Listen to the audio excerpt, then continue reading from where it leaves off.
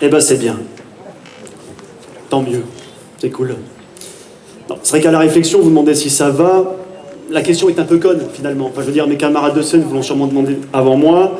Vous avez très certainement répondu oui. Donc, à moins que vous n'ayez vraiment pas la tronche, il y a peu de chances que vous ayez changé d'avis, finalement. Hein. Surtout que demander aujourd'hui « ça va » est devenu quand même une banalité, d'une routine absolument incroyable. On s'en fout aujourd'hui, ça va. T'as vu, ça va? Non, pas tellement. C'est cool. Rien à foutre, on s'en fout. On s'en fout aujourd'hui. Mais, quelque part, et parallèlement, inversement, on serait en droit d'espérer qu'aujourd'hui, les gens, du coup, étant donné la banalité de cette phrase, de cette question, que les gens sachent l'écrire correctement, quelque part. Mais non, ce serait trop beau. Enfin, je veux dire, 4 lettres, 2 mots, on n'est pas sur une surcharge cognitive insurmontable. Mais non, ce serait trop beau. En l'an de grâce 2021, une catégorie d'irréductibles résiste encore et toujours au Becherel et persiste à écrire ça va, S-A. Putain. On en connaît tous, hein. Cherchez pas, on en connaît tous. Et le pire, c'est que les gens qui font cette erreur-là, elles vont te le dire, elles savent, elles connaissent la règle. Le S, c'est pour le possessif. Et ben là, l'orthographe, c'est comme les principes, c'est fait pour être mis en pratique, bordel.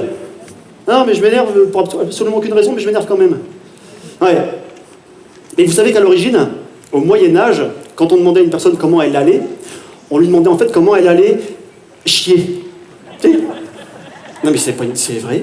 Si. Ben, l'odeur de ses excréments, la consistance, si. Ben, vous irez, je vois des personnes qui font ça, ça m'étonnerait. Ben, vous irez vérifier, j'ai quand même vérifié avant de venir, je peux vous raconter des conneries, je suis pas là pour ça.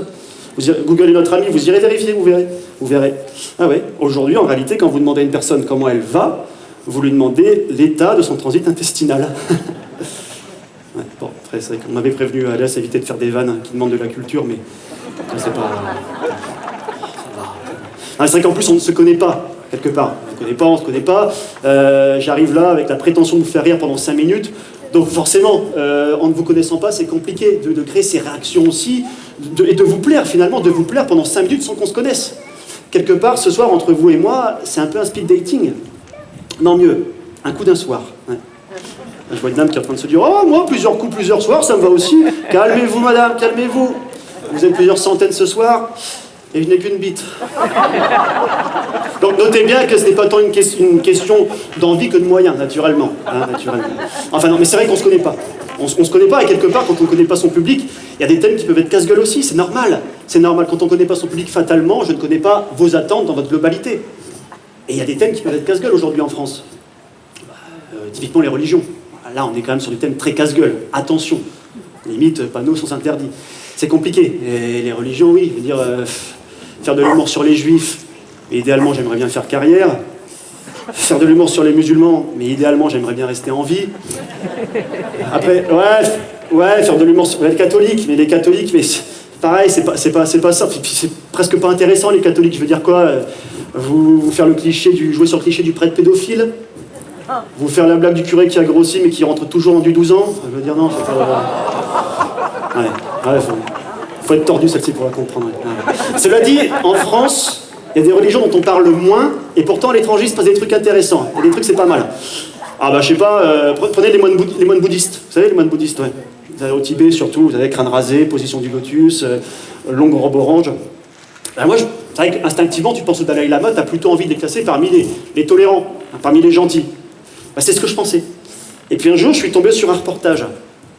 Ah ben j'ai vite compris qu'il y avait différents profils de moines bouddhistes. Ah, c'est pas les mêmes. Ils ont pas eu les mêmes formations, à mon avis. Autant, alors ouais, il y a le moine bouddhiste qu'on connaît tous, hein, position du lotus, peinard, là, qui évolue dans des superbes jardins asiatiques, qui reposent sur une forme d'harmonie entre le corps et l'esprit, magnifique, bien. Mais il y en a d'autres, à mon avis, je sais pas, ils doivent se faire au petit déjeuner des cocktails vodka, Roundup, Sampon 95, enfin, il y en a, ils sont énervés. Hein. Il y a des moines bouddhistes, ils sont plus kung-fu que panda. Ah ouais, c'est pas la même, c'est compliqué. Moi, le reportage que j'ai vu, c'était en Birmanie. Et ben, il y a des moines bouddhistes en Birmanie. Alors tu les vois, ouais, contents, jouent flûte, t'as presque envie de leur faire la boubouille, tu sais. Ah mais ça tu le fais qu'une fois. Ah ouais, t'avises pas de le refaire. Ah non, c'est compliqué, très très compliqué. Parce que de l'extérieur, les mecs, ils paraissent vraiment gentils quand t'es Télétubbies. Mais à l'intérieur, les mecs, ils ont 3 Vladimir Poutine dans chaque orteil. Faut le savoir. Ah, c'est compliqué. Et là-bas, certains moines bouddhistes en Birmanie ont une spécialité, si tu veux, c'est l'islamophobie. Enfin, C'est pas vraiment de la peur finalement. À partir du moment où dès que tu vois un musulman, t'as les vaisseaux du crâne qui explosent et que t'es prêt à partir en croisade avec un bazooka dans une main et un lance-flamme dans l'autre, c'est plus tellement de la haine. Là on parle plus de haine, hein. Ça devient de la haine. Ah ouais, clairement. Et du coup, c'est vrai que mais, quelque part, moi le mec un pote qui vient me dire aujourd'hui j'irais bien m'installer en France, en Birmanie pour ouvrir un bar à chicha, non mon pote, n'y va pas. C'est le mauvais plan. Je te le déconseille. Par rapport, sûr qu'à côté, les mecs de génération identitaire, c'est les restos du cœur. On n'est pas sur le même registre. Ah non, c'est complètement différent. Tout ça pour dire que non, mais tout ça pour dire, mine de rien, on parle beaucoup de religion, on parle beaucoup de spiritualité, on parle aussi de croyance, on s'en cherche souvent à raison, mais je crois que véritablement, la plus belle religion, finalement, c'est l'amour.